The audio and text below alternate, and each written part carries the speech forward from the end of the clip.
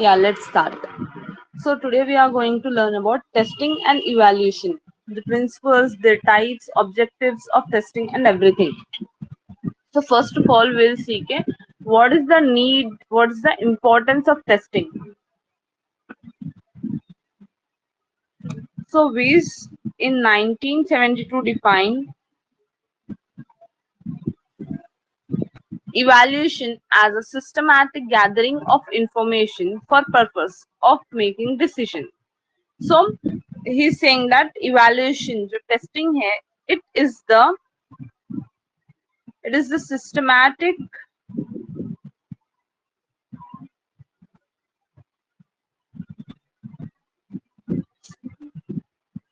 gathering of information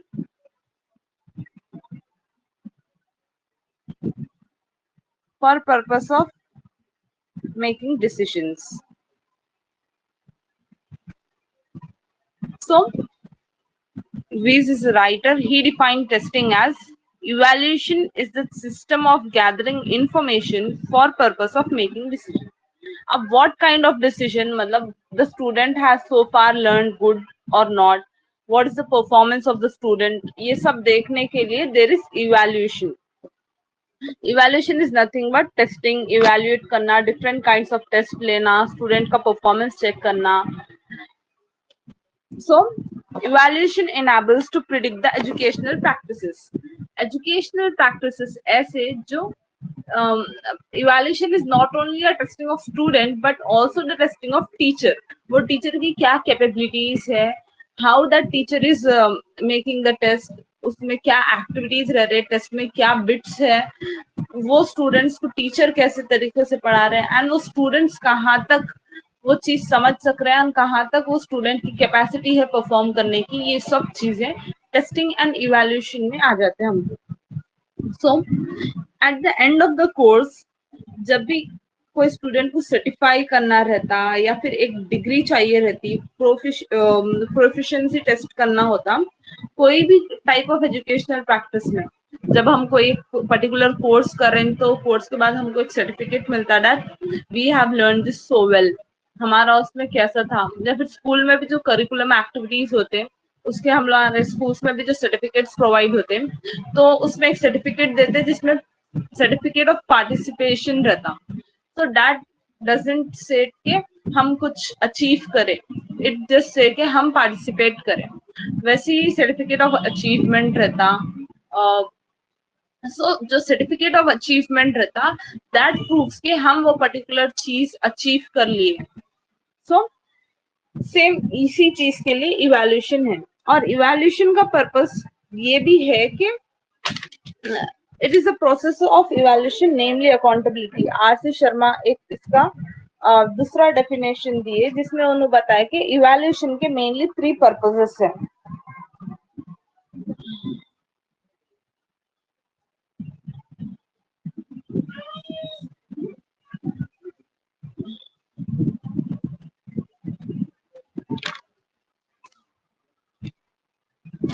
So there are 3 purpose of education.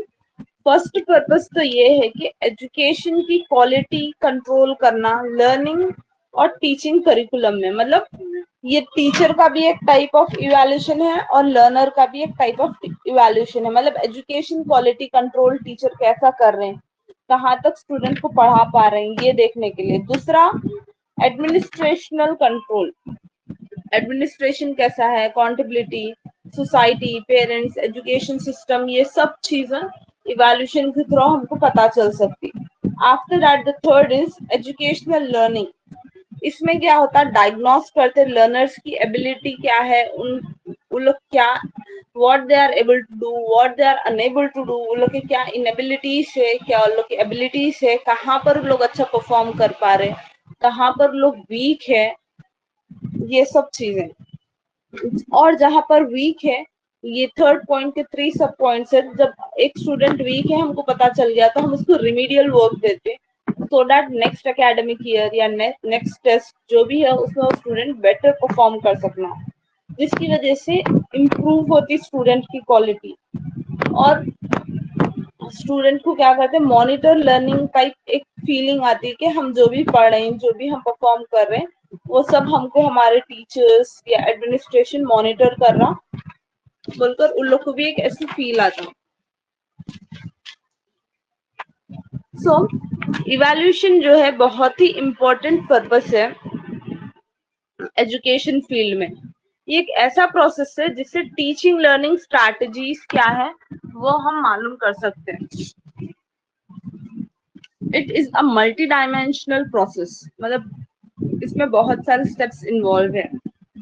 And evaluation give us complete understanding of the existing learning behaviors in order to explain, design, and modify the learning experiences.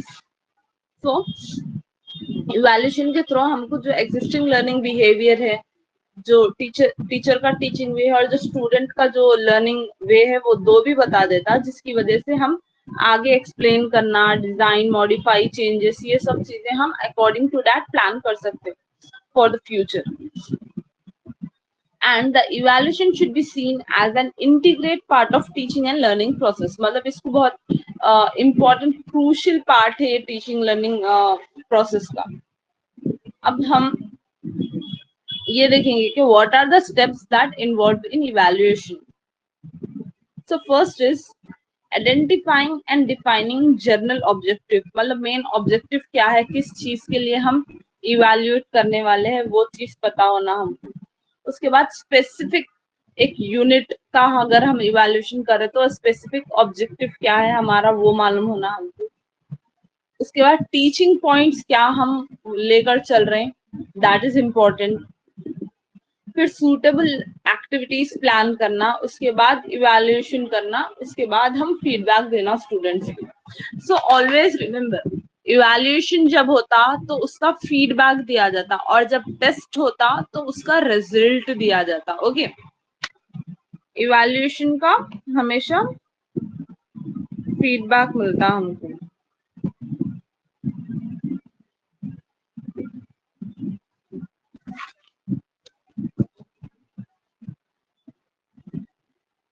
And जब एक test होता तो उसका result.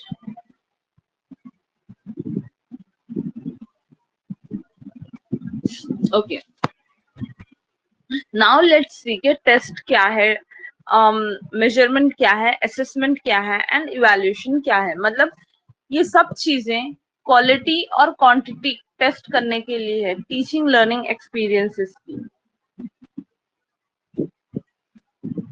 Test, then measurement,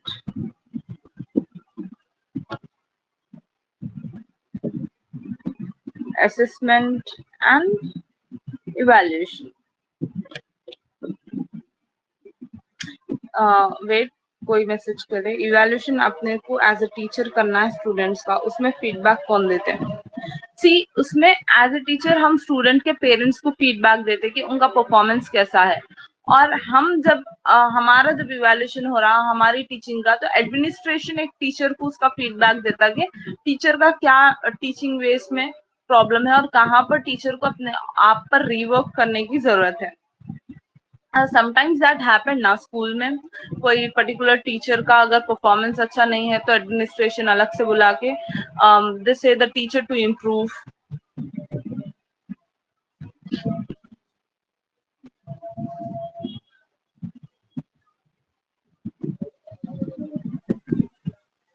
okay, so first we will see के test क्या है। तो test एक ऐसा प्रोसीजर है जहां पर एसेस करते लर्नर्स की नॉलेज को कि वो लोग कहाँ तक कंटेंट, जो उन लोग के बुक का जो कंटेंट है वो कहाँ तक वो लोग एसिमिलेशन हुआ, कहाँ तक वो लोग लर्न कर पाए, कहाँ तक समझ पाए। एक जो लेसन है, एक पर्टिकुलर लेसन, वो किस हद तक उन लोग को समझ में आया, जो कॉन्सेप्ट राइटर का जो कॉन्सेप्ट था, वो यूनिट का जो कॉन्सेप्ट था, जो लेसन का कॉन्सेप्ट था, वो कितना उन लोग को समझ में आया।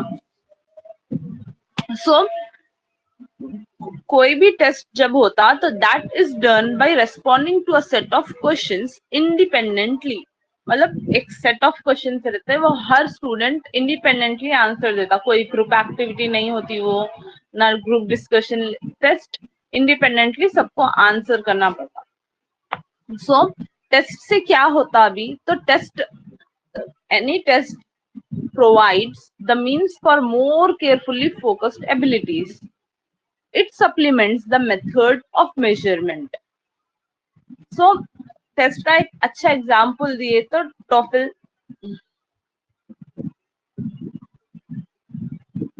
I hope you all know this. Teaching of English as a foreign language. ये एक ऐसा टेस्ट है जिससे हम मेजर कर सकते हैं कि कहाँ तक फोकस है एक स्टूडेंट अपने इंग्लिश लर्निंग कैपेबिलिटीज में.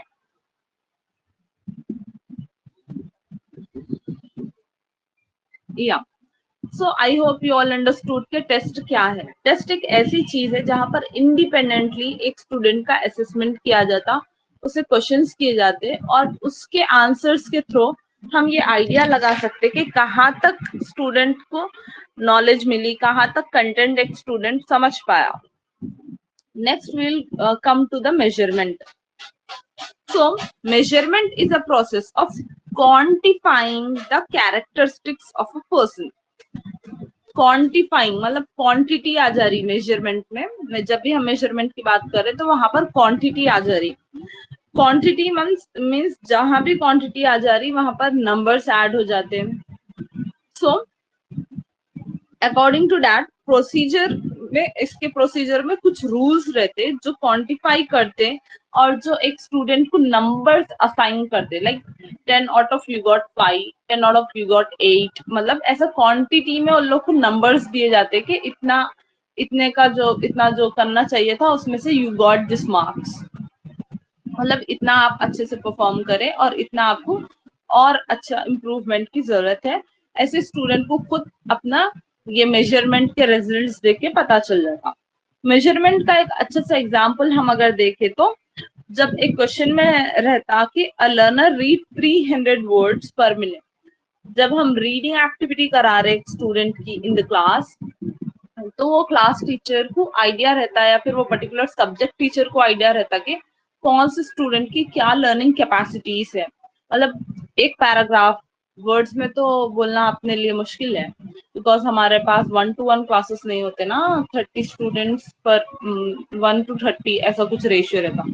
तो हम लेकिन फिर भी एक टीचर बोल सकती कि स्टूडेंट जो है 1 मिनट में कितना पढ़ सकता, क्या लर्निंग कैपेसिटी है उसकी, और अगर वो वीक है या स्लो लर्नर है या फास्ट लर्नर है या फिर उसको थोड़ा सा इम्प्रूवमेंट की लैंग्वेज में जरूरत है, ये टीचर बता सकती. सो मेजरमेंट के थ्रू हम ये पता कर सकते कि 300 वर्ड्स, फॉर एग्जाम्पल 300 वर्ड्स एक बच्चा 1 मिनट में पढ़ सकता.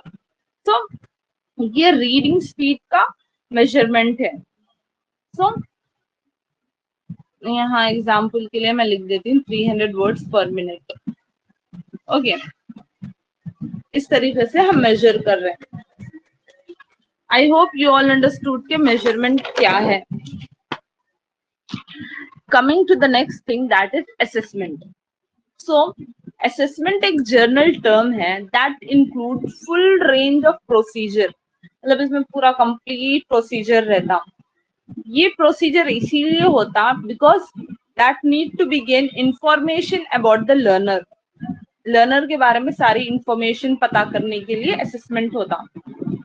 अब किस टाइप की इंफॉर्मेशन, मतलब लर्नर के क्या ऑब्जर्वेशन है, लर्नर की रेटिंग्स क्या है परफॉर्मेंस की, प्रोजेक्ट क्या है, पेपर पेंसिल टेस्ट में लर्नर कितना अच्छा परफॉर्म कर सक रहा, मतलब complete detail about the learner को असेसमेंट कहा जाता. Next is evaluation. So evaluation is of 2 types. हम पहले देख लिए थे कि इवैल्यूएशन क्यों इम्पोर्टेंट है. अभी देखेंगे कि इवैल्यूएशन की कौन से 2 टाइप्स है. इवैल्यूएशन में 2 टेस्ट आ जाते हैं, formative assessment and summative assessment. ये इवैल्यूएशन के टाइप्स है. तो फॉर्मेटिव असेसमेंट जो होता it occur during a learning activity, मतलब in between the year learning activity के बीच में ये होता. और ये फॉर्मेटिव असेसमेंट का मेन एम ये रहता कि स्टूडेंट की लर्निंग पर मॉनिटर करना और फीडबैक देना, सो दैट स्टूडेंट जो है और बेटर परफॉर्म करना जो आगे आने वाला है समेटिव टेस्ट उसमें. और जो फॉर्मेटिव टेस्ट रहता है ये सेवरल टाइम्स होता ड्यूरिंग अ कोर्स, और इसमें बहुत ही wide range of question formats रहते हैं। कमिंग टू द समेटिव, ये एंड में होता है लर्निंग एक्टिविटी के, मतलब हमारे पास दो होते हैं, SA1 एंड SA2, मतलब summative assessment 1 and summative assessment 2। तो 2 टाइप्स ऑफ बुक अगर आ रहे हैं आपके पास CC मॉडल में, तो 2 बार होता। अगर 3 टाइम्स आ रहे तो 3 टाइम्स होता।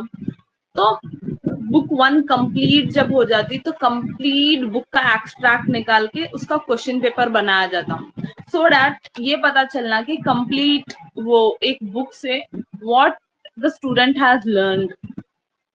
सो जो समेटिव असेसमेंट होता, ये स्टूडेंट की लर्निंग कैपेसिटी इवैल्यूएट करने के लिए होता, और इसमें स्पेसिफिक स्कोर, स्पेसिफिक रिजल्ट्स दिए जाते स्टूडेंट्स को। और ये एक कोर्स के ड्यूरेशन में थोड़े टाइम ही होता, रिपीटेटिव नहीं रहता ये। एंड इसमें लिमिटेड नंबर ऑफ क्वेश्चंस रहते, फॉर्मेट जो रहता इसमें कुछ हम ओन से ऐसा बढ़ा के फॉर्मेट नहीं दे सकते, लिमिटेड रहता। लेकिन कमिंग टू द FA1, हम सॉरी फॉर्मेटिव असेसमेंट, हम उसमें फॉर्मेट्स चेंज कर सकते हैं। Okay, so I hope you all have understood what is test, measurement, assessment and evaluation.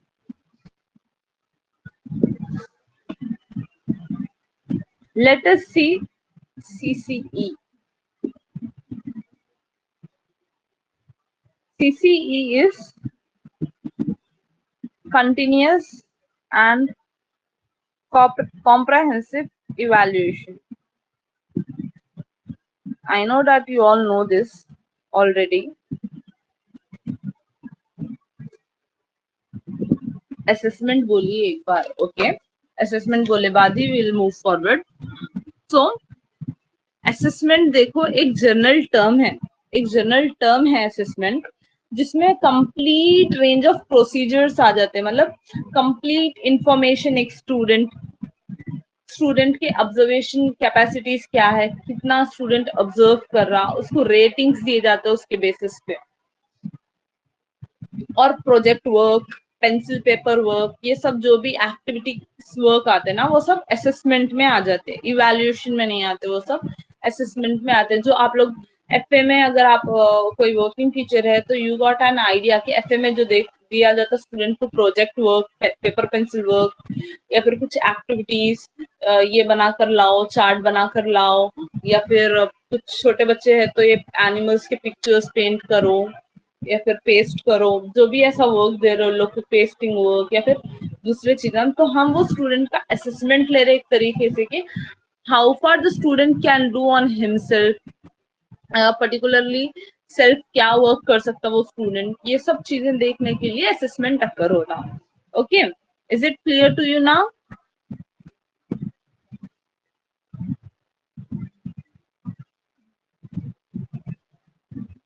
Yeah.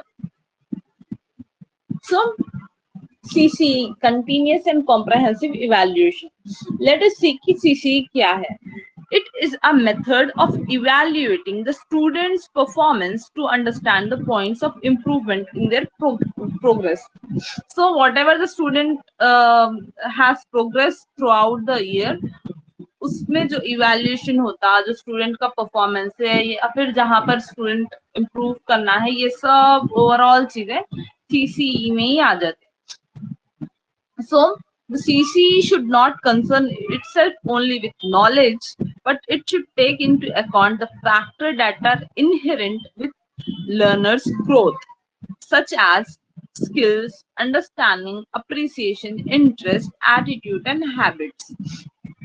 तो जो ये CCE है, ये सिर्फ नॉट ओनली स्टूडेंट के लर्निंग के ग्रोथ पे फोकस करता, बल्कि ये स्टूडेंट्स के जो दूसरे स्किल्स है, जैसे कि अंडरस्टैंडिंग स्किल क्या है, जब एक एक्सप्लेनेशन हो रहा तो इट्स नॉट ऐसे कि हर स्टूडेंट वो चीज समझ सकना, सबकी अंडरस्टैंडिंग कैपेसिटी डिफरेंट रहती।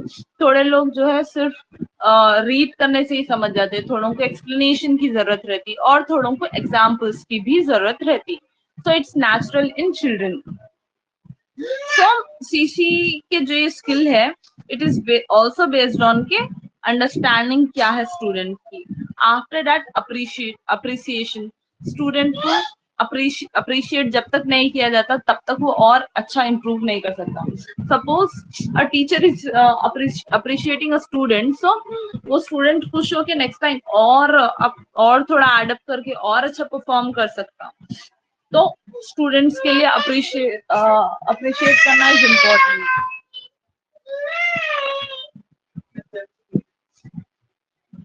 उसके बाद एक स्टूडेंट के क्या इंटरेस्ट है, किस चीज में वो स्टूडेंट का इंटरेस्ट है. सी वी हैव LSRW. तो जरूरी नहीं है कि हर स्टूडेंट ये चारों चीजों में अच्छे रहना. थोड़े स्टूडेंट्स ऐसे रहते जिसके राइटिंग स्किल्स बहुत अच्छे रहते, लेकिन वो लोग स्पीक नहीं कर सकते. जब हम उनका ओरल टेस्ट लेते तो वो लोग उतना अच्छा परफॉर्म नहीं करते. तो उनका इंटरेस्ट शायद राइटिंग की तरफ ज्यादा है, और उन लोग का शायद फ्यूचर राइटिंग से रिलेटेड कुछ हो सकता. और स्टूडेंट्स टीचर या फिर एक एकेडमिक ईयर में ये ऑब्जर्व करना टीचर के लिए इम्पोर्टेंट है कि वो स्टूडेंट का एटीट्यूड कैसा है towards teacher, towards friends, towards everyone. तो नॉट ओनली स्टूडेंट की लर्निंग कैपेसिटीज, बल्कि स्टूडेंट के एज ए इंडिविजुअल स्टूडेंट के अंदर क्या क्या चीजें हैं, एज ए पर्सन वो एक स्टूडेंट कैसा है और कहाँ कहाँ उसको डेवलपमेंट की जरूरत है. ये सब चीजें कंसिडर करना टीचर का ही काम है एज पर CCE. सो स्टूडेंट का एटीट्यूड क्या है, वो स्टूडेंट के हैबिट्स क्या है, ये सब चीजें इसमें आ जाते हैं. So not only this, but it also covers the curriculum as well as co-curriculum activities. Curriculum तो ऑब्वियसली है ही है, लेकिन को करिकुलम एक्टिविटीज में पर भी फोकस करता. अब को करिकुलम एक्टिविटीज में स्टूडेंट के कॉग्निटिव एंड साइकोमोटर स्किल्स आ जाते हैं. सो कॉग्निटिव स्किल में जो है नॉलेज, एप्लीकेशन, इवैल्यूएशन, ये सब आता. और साइकोमोटर स्किल में जो है स्टूडेंट जो है किस तरीके से, मतलब साइकोलॉजिकली क्या क्या डेवलपमेंट्स हो रहे हैं, उन लोग का लिसनिंग पावर कैसा है, उन लोग कौन से एक्टिविटीज किस तरीके से कर सकते हैं, कोई गेम खेल रहे तो वो परफॉर्म कर रहे हैं नहीं कर रहे हैं, या फिर उन लोग का जो है कंसंट्रेशन सही है या नहीं है. ये सब चीजें भी CCE में कवर हो जाती. So I hope you all understood के what comes under CCE. Basically अगर बोला जाए तो CCE जो है करिकुलम के साथ साथ एक्स्ट्रा करिकुलम एक्टिविटीज और स्टूडेंट की अंडरस्टैंडिंग, अप्रिसिएशन, इंटरेस्ट, एटीट्यूड और हैबिट्स पर भी वर्क करता. ये आप लोग माइंड में रख लेना कि सिर्फ करिकुलम नहीं, बल्कि it is so far than the curriculum. Next we will see के एक टेस्ट क्वालिटीज क्या है गुड टेस्ट के.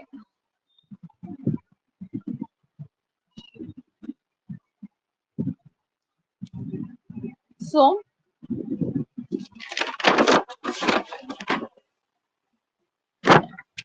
गुड टेस्ट की क्वालिटी है वैलिडिटी. फर्स्ट क्वालिटी है गुड टेस्ट की validity. Validity is the degree to which evidence and theory support the interpretations of test score inevitable by purposed use of test. मतलब कौन से चीजें उसमें यूज हो रहे हैं, उसकी वैलिडिटी. मतलब अभी FA1 जब होता, अभी सिलेबस स्टार्ट करते टीचर्स, और जब FA1 शुरू करते ना, तो क्या है वैलिडिटी, मतलब सिलेबस कितना उसमें आया, कवर हुआ. So whether a test measure what it aims to measure, जो टीचर का मेन मोटिव था वो मोटिव मिला या नहीं मिला, वैलिडिटी में आ जाता वो चीज.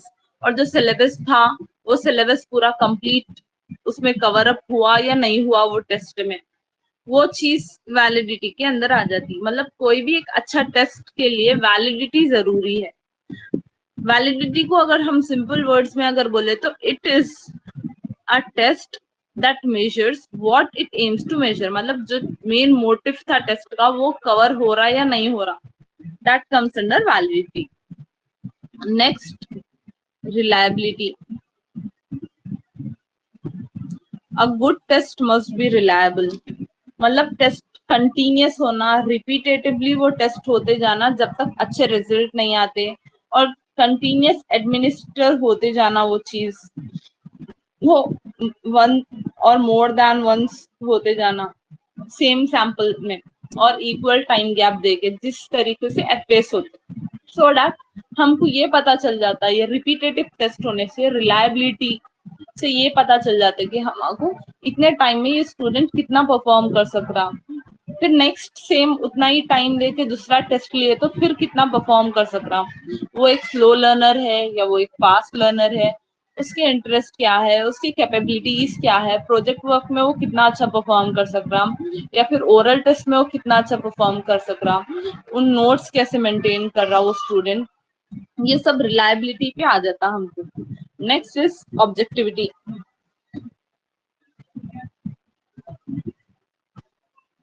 So in objectivity, we are getting the questions whose answer are either correct or incorrect.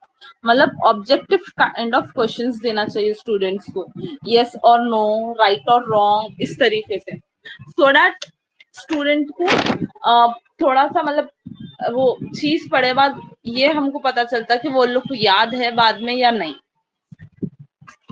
After that, the last and the most important thing of a good test is, I hope मेरा आवाज आ रहा आप लोग को। Next is rubrics. This is the last thing, last quality of a good test. So rubrics में क्या रहता मालूम, टाइम, ambiguity, font size, जो इंस्ट्रक्शंस है, rubrics is first of all, I want to tell you कि rubrics क्या रहता। कोई भी टेस्ट का इंस्ट्रक्शन जो दिया जाता ना, मतलब क्वेश्चन कितने, आंसर कितने पेपर में लिखना चाहिए, लेंथ क्या होनी चाहिए आंसर की, वो सब चीजों को रूब्रिक्स कहा जाता है। सो एक गुड टेस्ट जो है, it must have clear cut rubrics, मतलब बहुत ही स्पेसिफिकली रूब्रिक्स दिए जाने चाहिए। जैसे कि आप लोग टेट सीटेड अगर लिखे तो फ्रंट पेपर पे जो है एक लिखा हुआ रहता इंस्ट्रक्शंस बोलकर, तो वो इंस्ट्रक्शंस को रूब्रिक्स कहा जाता है। तो उसमें टाइम मेंशन रहता कि इतने टाइम तक आपको ये टेस्ट कंप्लीट करना है, फॉन्ट साइज जो है वो अच्छे से रहता, उसके बाद यूजेबिलिटी रहती, ये फॉलोइंग एस्पेक्ट ऐसा ऐसा लिखना है, और ये रूब्रिक्स जो है वो बहुत ही easy to understand and administer रहते। ओके, आई होप आप लोग को समझ में आ गया कि रूब्रिक्स क्या है। So now we will see कि टेस्ट के क्या क्या टाइप्स है। There are many types of test.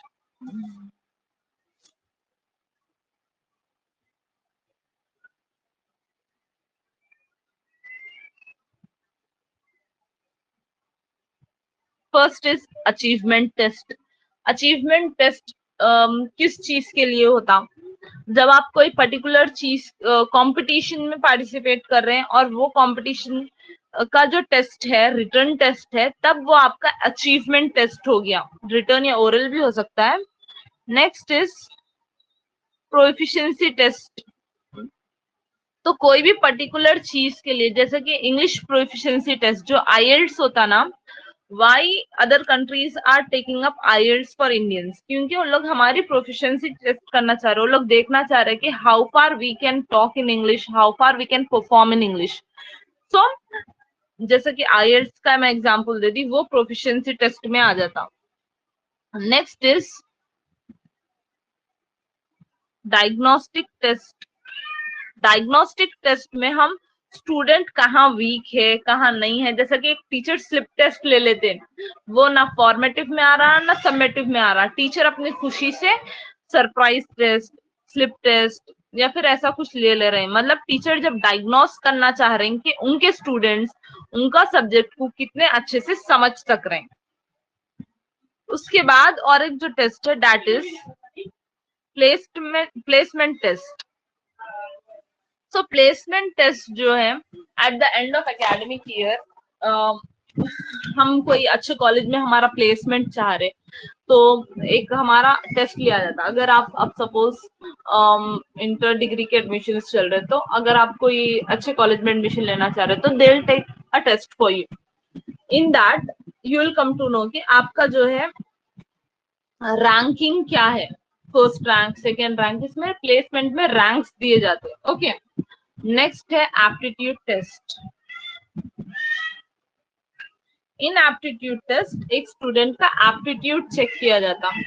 Okay, how far the student is performing, मतलब एप्टीट्यूड में जो है नेचुरल एबिलिटीज क्या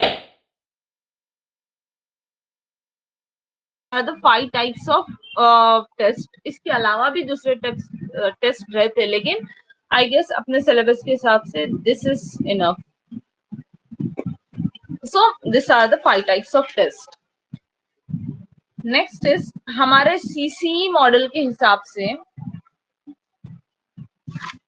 कौन कौन से टेस्ट हमारे पास है। C, multiple choice question, yes or no, true or false, multiple choice एक है। उसके बाद yes और no क्वेश्चंस है। उसके बाद गैप फिलिंग क्वेश्चंस है। नेक्स्ट एसएक्यू क्वेश्चंस है। वीएसएक्यू क्वेश्चन है, मतलब short answer question. VSAQ is very short answer question. उसके बाद ऑब्जेक्टिव टाइप ऑफ क्वेश्चन है।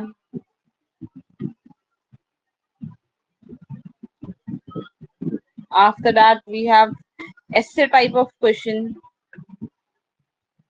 and we have paragraph type of question.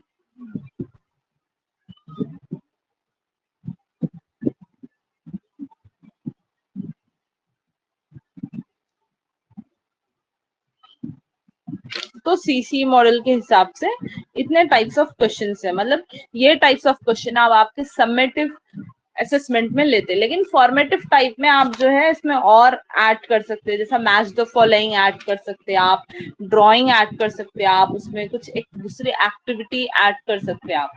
लेकिन essay 1 में या फिर essay 2 essay 3 जो भी हो रहा उसमें ये टाइप्स ऑफ टेस्ट इंक्लूड हो रहे हैं। बिकॉज ऑलरेडी मैं बोली थी, जो फॉर्मेटिव असेसमेंट रहता उसमें कोई लिमिट नहीं है, लेकिन जब समेटिव असेसमेंट होता जो हमारे पास सीसी मॉडल से फॉलो अप होता उसमें कुछ लिमिट है।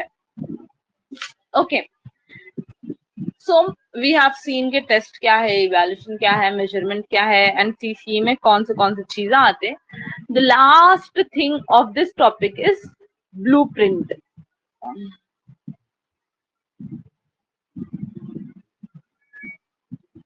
ओके, ब्लूप्रिंट ऑफ व्हाट, क्या कर रहता ब्लूप्रिंट, कोई आइडिया है? ऑब्वियसली होगा आप लोग को। ब्लूप्रिंट ऑफ क्वेश्चन पेपर, तो क्या रहता ब्लूप्रिंट और क्वेश्चन पेपर का ये क्यों बनाया जाता? या सी, आप लोग का जो पजल टाइप ऑफ टेस्ट आता ना वो एप्टीट्यूड टेस्ट में आ जाता। सॉरी, मैं मैसेज नहीं देखी थी, अभी देखी इसीलिए बोली। Okay, so blueprint is a sketch that shows balance, मतलब कंप्लीट वेटेज क्या है ऑब्जेक्टिव का, कंटेंट का, टाइप ऑफ क्वेश्चंस का।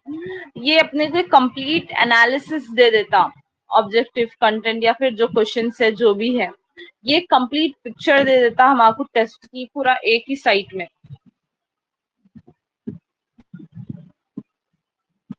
या क्वेश्चन पेपर, या सी, आपके क्वेश्चन पेपर में कंटेंट कितना है सिलेबस का, वेटेज क्या है, मार्क्स क्या है, टाइम क्या है, ये सब एक ब्लूप्रिंट में रहता।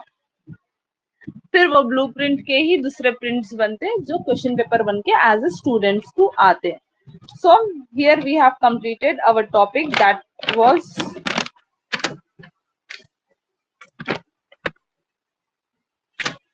Testing and evaluation. I hope आप लोग को ये टॉपिक समझ आया होगा।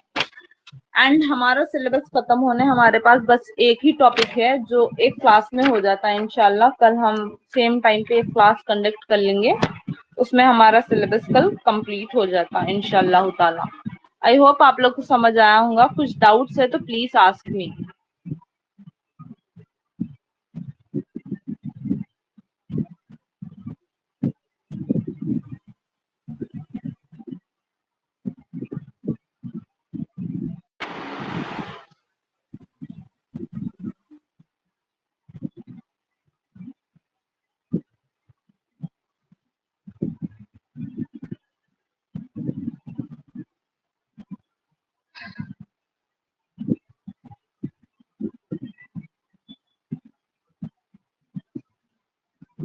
Okay, will and of the class here, अगर डाउट्स नहीं है तो।